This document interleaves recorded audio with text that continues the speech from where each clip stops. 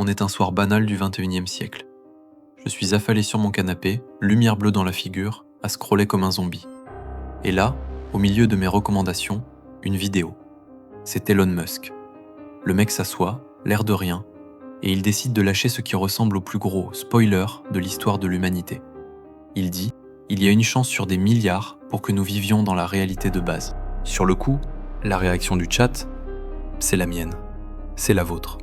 On se dit que le patron de Tesla a trop regardé Matrix et qu'il ferait mieux de retourner bosser sur ses fusées. Mais le problème, c'est que je n'ai pas fermé l'onglet. J'ai commencé à creuser.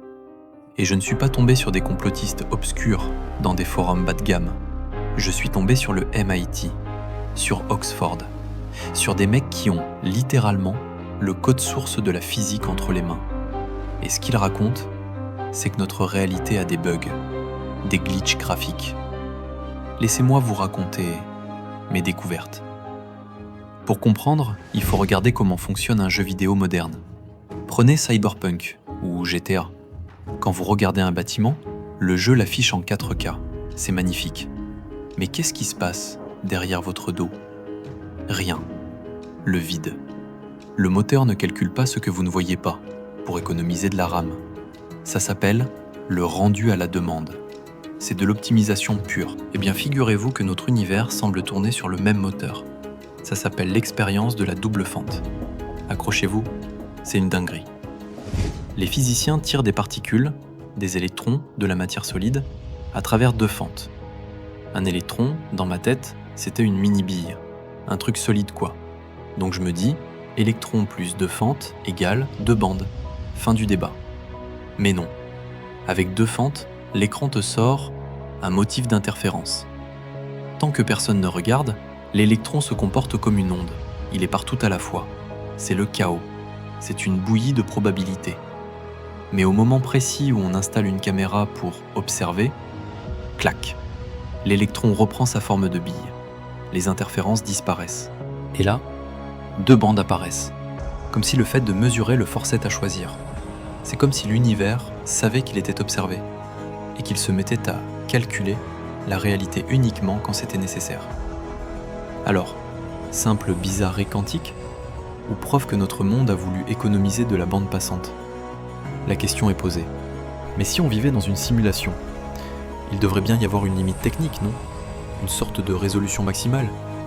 Dans la vraie vie, on a l'impression que c'est infini.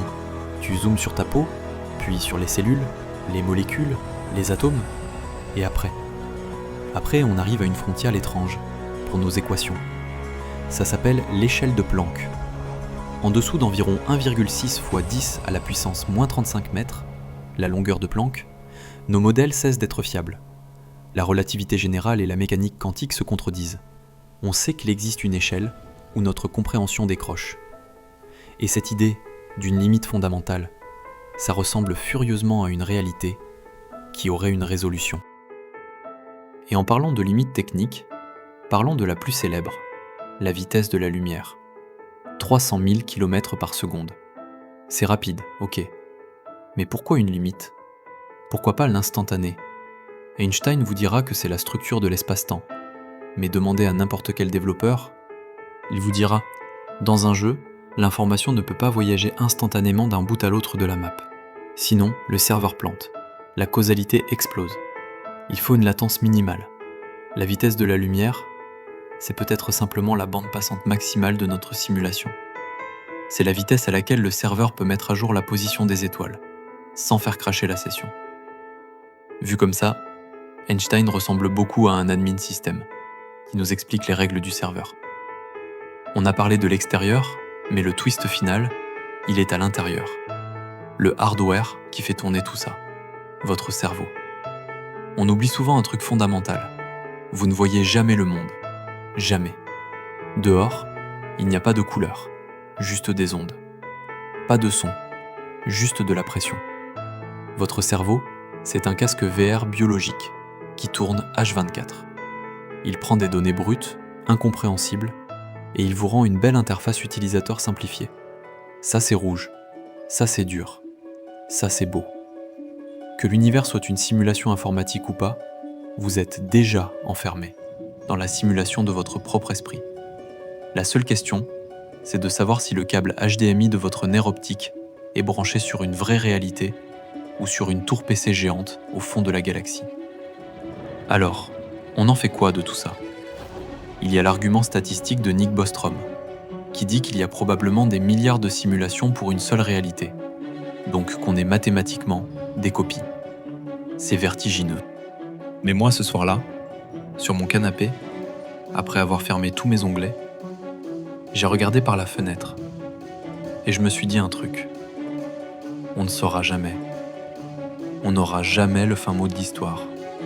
Mais si c'est un jeu, alors c'est un chef-d'œuvre.